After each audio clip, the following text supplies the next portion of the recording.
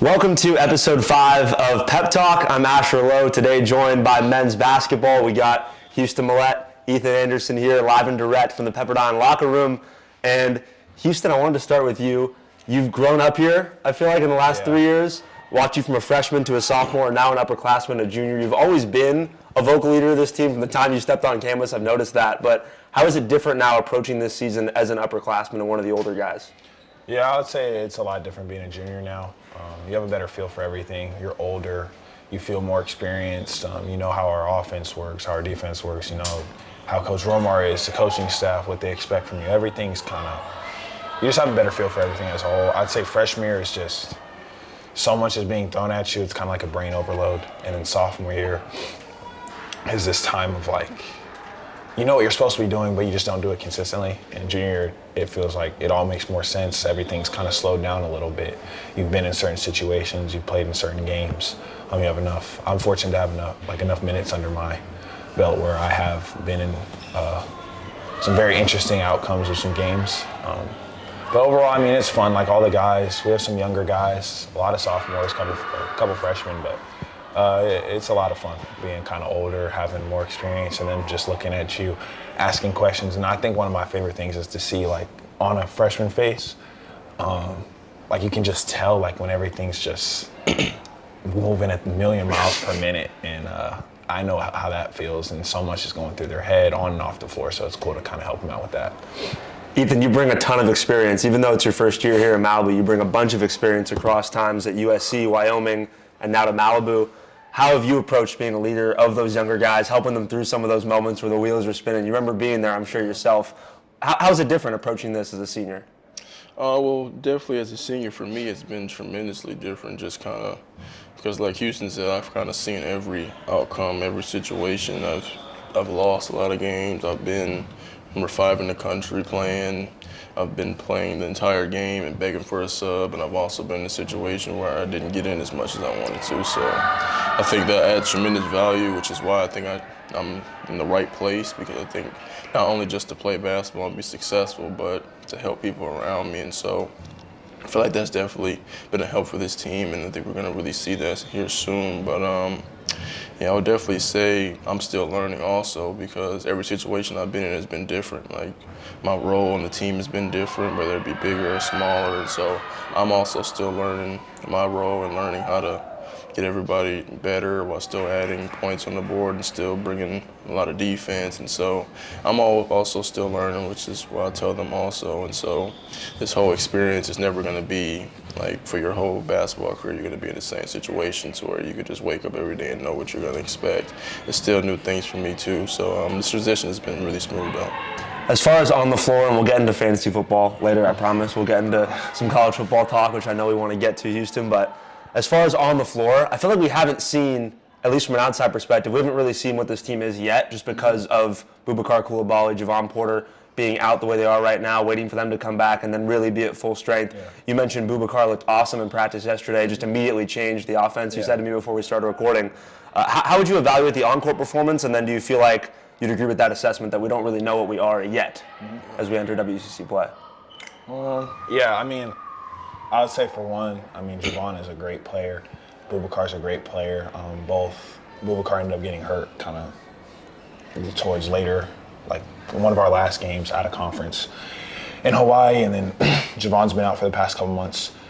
But, they just bring tremendous value. Javon's a guy that can not only score, but he can guard. He gives us some size, some strength, some length. He's been able to put on weight. Boubacar, just his ability, his athleticism down low, inside, it brings a different element to our team.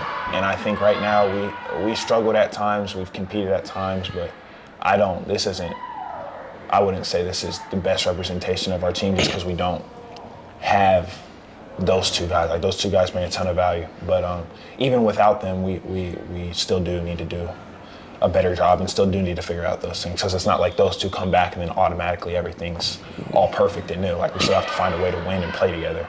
And I think we're trying to find that right now. We have a lot of newer guys, guys who haven't been in the system as much, but we're trying to figure that out. Micah Jai's done a pretty good job. Jalen Petry's kind of playing out his role. I think Elijah's done a good job, but it's just not having those two guys it's a little different because you just get a different feel when they're out there. Like having Boubacar and his ability to put out fires and just make a play happen if something messes up. I think right now we're just at a place where our margin for error, offensively and defensively, is incredibly low, especially defensively because we're not as big as everybody. Like everybody we play against, for the most part, has been bigger than us, have more size than us. But I'm excited for when they get back. They should be back pretty soon. Just get things rolling going into conference. But I'm happy about it. I'm not in a bad place because you want to peak at the right time. Obviously, non-conference is important, but conference is a whole different season. In the past 2 years, we've struggled in that, so I'm excited to see what happens once they get back. Yeah, absolutely. I also say that, and I've been on teams with injuries before, and I think it also helps your team, especially when they're able to come back, because it forces other people to step up and grow their game and, maybe develop their game in areas that they wouldn't have if those guys were back. And so I think once we add those two back, a lot of people that were contributing now are going to be even bigger contributors because they don't have to, play out of their role, or they get to add more to the fire instead of just having to really be out there with no sub. And so I think you take away two starters from any team, it's going to make a pretty big impact. But I feel like this is going to be to our benefit down the road, and you're going to be able to see when they come back more chemistry. Me and Boo have been playing together for like 5 years. We played on the same team. Javon has played with them, and so I feel like it'll add more chemistry, and it'll just add the morale of the team. But that being said, though, right now our morale isn't down. We know what we're capable of. We know what's coming in. We know what's coming back to us in a couple of games, and we know that we're all getting better right now. And these losses and the wins that we've had, we've all grown. We all gotten better. And so I feel like when we add those two pieces back, we're gonna have some learning to do and some things to work out. But I think you'll see the big difference. Being around you guys the last few years, one thing I have always noticed, and I would echo that, is the morale's never down. Like it never seems like everything can go wrong on the floor, and you guys still love each other. You guys still have a great time off the floor. Ethan, I know you're kind of like a bit of the policeman out there sometimes, maybe being team uncle a little bit, team grandpa sometimes, kind of corralling the energy of the young guys. That's the rumors I've heard, at least. Some nicknames being thrown around for you as the old man on the block, but. How have you enjoyed being around their youthful energy, even if it is a little much at times, maybe? Yeah, I definitely enjoy it. I mean, it's definitely refreshing for me because I've been in some situations where it's the opposite, and being at a Power 5 school, losing is life and death as it is here. But it's fans get involved, Twitter, all these things, and so it can really take away the fun from the actual game. And so I think it's been really refreshing for me to be able to be around this young, exciting group. Me being in my 5th year, I can easily just be, just coming around here all business. But I feel like it's really been helping me to have fun at this journey, because if you're not having fun playing, I feel like you're not going to be able to play your best. So that's definitely helped me elevate my game. And I've seen Twitter and social media be a problem even here. It's just, it's ridiculous what you guys have to go through when you have a bad shooting night and Twitter just goes nuts. And I feel like it's a very different era to play in, right? Like your peers, your mentors, I should say, your mentors in this game, your coaches, they didn't have to go through what you guys go through after a bad night. Yeah, it's ridiculous. Yeah, it's different. I mean, I don't know, like you're betting on 18 and 22-year-olds. So. That whole aspect too, yeah. We don't need to go down a rabbit hole right now, but I completely feel where you're going with that, and I agree with it. I think one of the hardest things is just like, for anybody, is the consistency, especially about like putting the ball in a hole. But I mean, it's funny. Like, I'd look at some of the messages, mess up a spread or something. It's like you ruin their life. So it is what it is. I don't feel really bad at all. You've brushed it off really well for the last few years. I've seen you just kind of brush it off. And I will get into a little bit more of a cheery subject now. Javon Porter just came in a few minutes ago and you guys were going at it about the fantasy football trade deadline. Are you in the league, by the way? I am not. You didn't want to partake of this? Didn't make the cut. Didn't make the cut. For those that did make the cut, I know fantasy football gets pretty hectic around here with the team league. Yeah, it's a job in itself. GM and a team, trying to make sure my team is prepared to win a championship, and right now I'm in a good spot. I'm 3rd in the league, so I can't be upset, but it's like coaching, it keeps you up at night. You gotta figure out. Is that what you wake up thinking about at like 3 a.m.? Yeah, how are we gonna Who's my flex guy this week? Who's my flex guy, man? Shout out Rashi Rice. It's been very solid. He had a touchdown, I think, this past week. Yeah, so I've done a pretty good job at finding flexes and finding those guys. I play in a 2 quarterback and 2 flex league, so it's stressful. And then the trade deadline did pass, but we're trying to figure out if we should reopen it or not, just to make some deals. But I like where my team's headed. It's a rough couple weeks ahead. We just got to weather the storm. So. Who do you take advantage of in the trade deadline? Who do you know you're going to on this team that you can be like, I'm gonna get a great player from him, but I'm not gonna give up much? Javon is so stingy, so stingy. I would say Cord. You can take advantage of Cord. All right, we'll leave it at that. You can take advantage of Cord. Ethan, what's the vibe been like in Malibu, being here as a grad student? I think it's a great place to go to grad school. I've always felt that about this community, and I love being here as a grad student. How have you felt about being here in your grad year? Yeah, actually, I like grad school a lot more than I did my undergrad. I had a lot of fun at USC, but I feel like it's in the classroom-wise, it's less stressful. It's less a bunch of busy work. The classes I'm in, you don't really get homework and stuff. It's more so just tests, and they just kind of trust you to pay attention in class and learn the material, which I think has been a lot better for me in terms of learning it and really being interested in it. And so, yeah, I feel like Malibu, I'm from LA, and I've never really came up to Malibu before, because it's just so far. But I definitely think it's a great place to be. I think Pepperdine has a really bright future in basketball and in sports, especially with the new arena that's coming. And we're looking to build a foundation this year for a winning culture. And that's why I really came here. And so I think Pepperdine is a great place to be. I think it'll have a lot of success in the years to come. As a SoCal guy growing up playing basketball in LA, what do you love about the basketball scene here? Because it's just magical in many different ways. Definitely. I would say for me, definitely the competition for one. I played against hundreds of pros in high school and college, but I would definitely say the family community base of it also. I've had a lot of NBA players from my high school or from my area just reach out to me before in high school or college and really offer their wisdom to me. And so I feel like that part of LA really is underrated. And so I feel like that's helped me on my journey too, with the connections I've been able to build, the gyms I'm able to get into, the people I'm able to play with, just because of so many pros are from LA. And so I have access to a lot of them. And so I feel like that's something that a lot of people don't really consider, is that those pros reach down to the high school and college kids and make sure we have all the information we need. And so I'm proud to be from LA. Another really cool part about walking through the gym here in the summer is we see a lot of those pros. They work out here, and they used to do a lot more, as I understand it, just hearing from guys that are a little older, have been here for a longer time. They used to do a lot more 5-on-5 runs in the summer, the summer runs up here at the gym. But I still see, we see a laundry list of NBA All-Stars up here in the summer. It's pretty awesome to see. No, it's pretty cool. I know Doug Christie brought Sabonis back a lot because former Pepperdine alum there. Yeah. I saw Jaylen Brown walking through the halls. Brown was here. Kyrie Irving. Kyrie was here. Luka Doncic has been, not this year, a couple past years.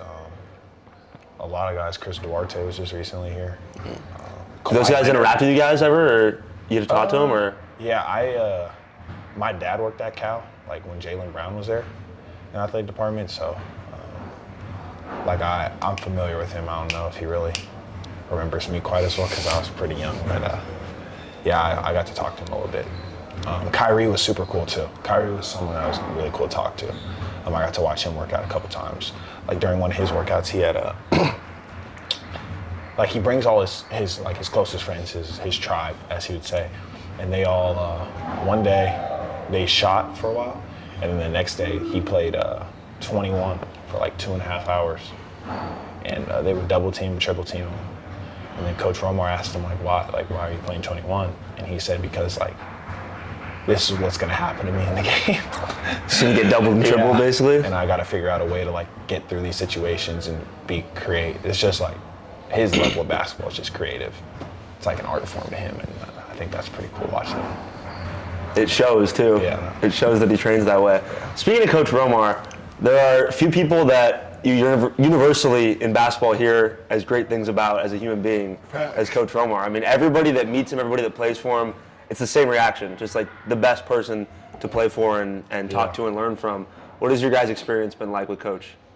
Mine has been great. He's definitely one of the best human beings that I've met in my life, and he's been real pivotal in my life and my development here. And and a big part of my decision to come here. And so, yeah, he actually grew up with my dad in Compton from the same neighborhood, and so that played a big role in me coming here also. But yeah, he's just watching him, how he deals with the other players, like the freshmen and things like that. I try to tell them that's really unique, because in a lot of places, like, you see that look on a freshman face when they're struggling. A lot of coaches won't come up to you. They won't ask you what's wrong. They won't try to figure it out with you. They won't cater to you in order to get you better.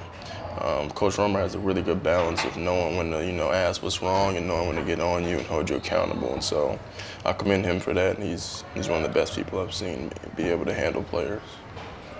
Yeah, he's the best. I love Coach Romer. We have an awesome relationship. The stories he has, the wisdom he has, I don't know, it's just different, I feel like, with him than a lot of other coaches. Like, it's so different. Like, we may have, like, someone who's scared, like, of planes or something like that, like, doesn't like being in the air, and he'll sit next to him on the flight. Like, just little things like that. Like, you can talk to him about anything.